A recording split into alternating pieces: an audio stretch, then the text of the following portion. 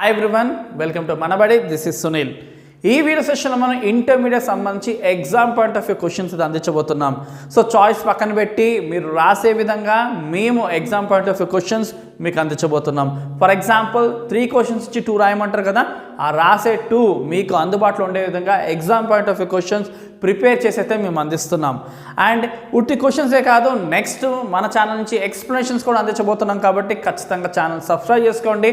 And మీకు ఐపీతో పాటు ఖచ్చితంగా ఎంసెట్ జేఈఈ మెయిన్స్ కూడా సంబంధించి వీడియోస్ అన్ని మన ఛానల్ నుంచి అందిస్తాం. కాబట్టి సబ్స్క్రైబ్ చేసుకోండి, మీ ఫ్రెండ్స్కి కూడా మన ఛానల్ షేర్ చేయండి. అండ్ మీ ప్రిపరేషన్కి ఖచ్చితంగా హెల్ప్ అయ్యే విధంగా మన యొక్క హెల్ప్ అయితే ఖచ్చితంగా ఉంటుంది. అండ్ ఈ exam point of view questions last year and అంతకుముందు కూడా ఇచ్చాము. So exam point of view questions వల్ల స్టూడెంట్స్, అంతకుముందు స్టూడెంట్స్, మీ సీనియర్స్ చాలా లాభపడ్డారు. అండ్ ఈ ఇయర్ కూడా మీకు అటువంటి హెల్ప్ మన ఛానల్ నుంచి అయితే అందుతుంది.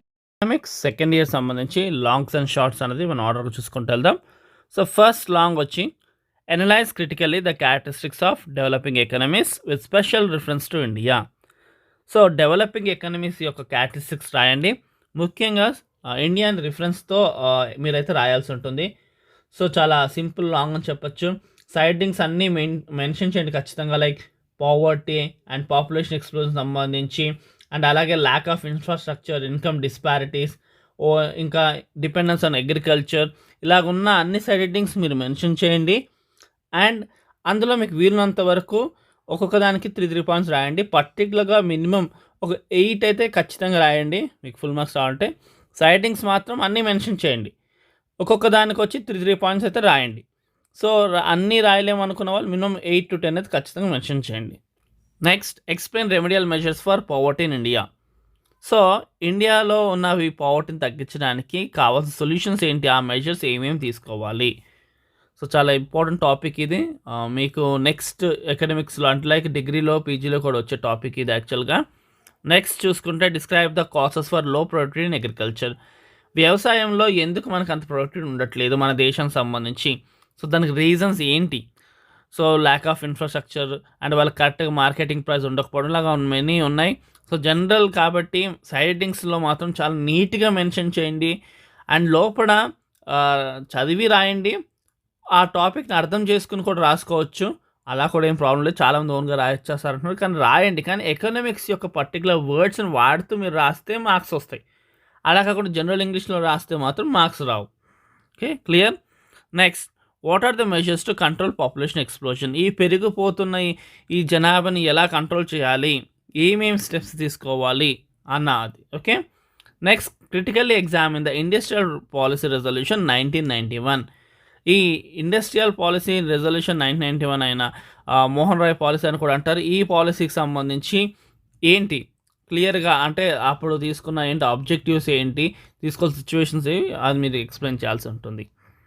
Next, explain the differences between economic growth and economic development. Economic growth, economic development, ఈ రెండింటికి సంబంధించి డిఫరెన్సెస్ ఖచ్చితంగా వచ్చే ఆన్సర్ ఇది. దీని ఎక్స్ప్లెనేషన్ కూడా కింద డిస్క్రిప్షన్లో ఉంది, ఖచ్చితంగా చూడండి, మీకు చాలా హెల్ప్ అవుతుంది మీ ప్రిపరేషన్కి. Briefly examine the sectoral contribution to national income. So ఏ సెక్టర్ ఎంతెంత కాంట్రిబ్యూట్ చేస్తుంది, ప్రైమరీ సెక్టర్ ఎంత, సెకండరీ ఎంత, టెరిషియరీ సెక్టర్ ఎంత, నేషనల్ ఇన్కమ్కి సంబంధించి ఒక్కో సెక్టర్ ఒక కాంట్రిబ్యూషన్ ఎక్స్ప్లెయిన్ చేయాలి. Next, explain the functions of NABARD. So NABARD ఎందుకు ఎస్టాబ్లిష్ అయింది, దీని ఫంక్షన్స్ ఏంటి అన్నది, ఇది కూడా మీకు నెక్స్ట్ ఎకనామిక్స్ ఇయర్స్లో వచ్చే ఇంపార్టెంట్ టాపిక్ ఇది. సో ఖచ్చితంగా ఇది పర్ఫెక్ట్ చూసుకోండి. Explain different types of unemployment. So ఉన్న ఈ అన్ఎంప్లాయ్మెంట్ సంబంధించి టైప్స్ ఏంటి, సో ఒక్కొక్కటి మీరు క్లియర్ ఎక్స్ప్లెయిన్ చేయాల్సి ఉంటుంది. Next, indicate the measures to solve the problems of small scale industries. So చిన్న పరిశ్రమలకు సంబంధించి వాళ్ళకున్న ప్రాబ్లమ్స్ సంబంధించి రిమెడియల్ మెజర్స్, సొల్యూషన్స్ ఏంటో క్లియర్గా రాయాలి. What are the important religious tourist places in Telangana. So Telangana సంబంధించి టూరిస్ట్ ప్లేసెస్ కోసం రాయాల్సి ఉంటుంది. Next, objectives of WTO. So WTO అసలు స్థాపించడానికి గల లక్ష్యం ఏంటి అనే details. Next, differences, analyse the differences between GATT and WTO, GATT and WTO. Next, what are the causes of rural indebtedness. So ఊర్లో ఎందుకు ఎక్కువగా అప్పులు అవడానికి కారణాలు ఏంటి. సో వాళ్ళు ఎందుకు అలాగా అప్పుల భారంతో ఉంటున్నారు, దానికి గల గ్రౌండ్ రీజన్స్ని మనం ఎక్స్ప్లెయిన్ చేయాల్సి ఉంటుంది. Next, explain the cost of poverty. So పావర్టీకి గల కారణాలు. Next, describe the education system in Telangana. So తెలంగాణలో అసలు ఎన్ని ఉన్నాయి, మనకి యూనివర్సిటీస్ ఉండొచ్చు, కాలేజెస్ ఉండొచ్చు, స్కూల్స్, ఇలా టోటల్గా ఎడ్యుకేషన్ సిస్టమ్ యొక్క సారాన్ని ఎక్స్ప్లెయిన్ చేయాల్సి ఉంటుంది. చాలా జనరలైజ్డ్ ఆన్సర్స్. ఫస్ట్ మీరు ఈ ఆన్సర్ చదివేటప్పుడు మాత్రం అవి ఏవైతే నెంబర్స్ ఉన్నాయో అవి సపరేట్గా గుర్తుపెట్టుకోండి. అవి గుర్తుపెట్టుకుంటే ఆటోమేటిక్గా మీరు ఆన్సర్ రాసేసుకోవచ్చు. అవే కన్ఫ్యూజ్ అవుతారు, కట్ చేసి మళ్ళీ రాస్తారు ఆ నెంబర్స్ని. కాబట్టి అలా జరగకుండా ఆ ఫిగర్స్ ఏవైతే ఉన్నాయో ఎన్నెన్ని ఉన్నాయి, యూనివర్సిటీస్ ఏంటి, అవి మీరు పర్టికులర్ గుర్తుపెట్టుకొని ట్రై చేయండి. Next, discuss the types of pollution. So పొల్యూషన్లో టైప్స్ని ఎక్స్ప్లెయిన్ చేయాలి. Next, why should we protect environment. So మనం ఎందుకు మన ఎన్వైరన్మెంట్ని ప్రొటెక్ట్ చేయాల్సి ఉంటుంది.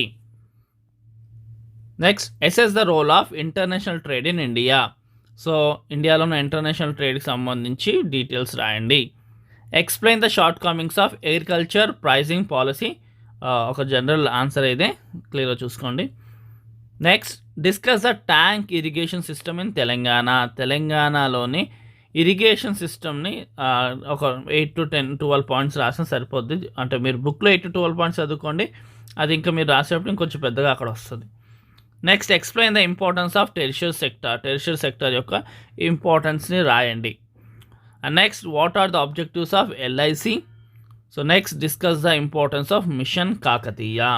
ఓకే, సో ఇవి సంబంధించి మీరు ఖచ్చితంగా సో ఫస్ట్ ఇచ్చిన ఆన్సర్స్ ఫస్ట్ చదవండి, ఆర్డర్గా వెళ్ళండి. So important on the based of numbering కూడా ఇది. మీరు ఒక 15 వరకు ఖచ్చితంగా ఫోకస్ చేసుకోండి. అంటే మేము అంతా చదవలేము అనుకున్న వాళ్ళు అట్లీస్ట్ మీరు ఒక 15 కాదు, ఒక 17 వరకు మినిమం చూసుకోండి. It's very helpful. అండ్ ఇంకొంచెం అంటే యావరేజ్ వరకు అయితే 17 వరకు చూసుకోండి. మేము యావరేజ్ కన్నా ఎక్కువ అనుకుంటే మిగతా కూడా చూసుకొని ట్రై చేయండి. సో ఇది టోటల్గా ఎకనామిక్స్ సెకండ్ ఇయర్ టాపిక్ సంబంధించి. ఐ హోప్ మీకు ఈ వీడియో చాలా హెల్ప్ అయింది అనుకుంటున్నాను. అండ్ మిగతా సబ్జెక్ట్ సంబంధించిన పేపర్స్ కూడా కింద డిస్క్రిప్షన్లో ఉన్నాయి, ఖచ్చితంగా క్లిక్ చేసి చూడండి. ఎక్స్ప్లెనేషన్స్ ఫాలో అవ్వండి, ఛానల్ని ఫాలో అవ్వండి, మీకు చాలా హెల్ప్ అవుతుంది. Thank you for watching. Do share and subscribe our channel.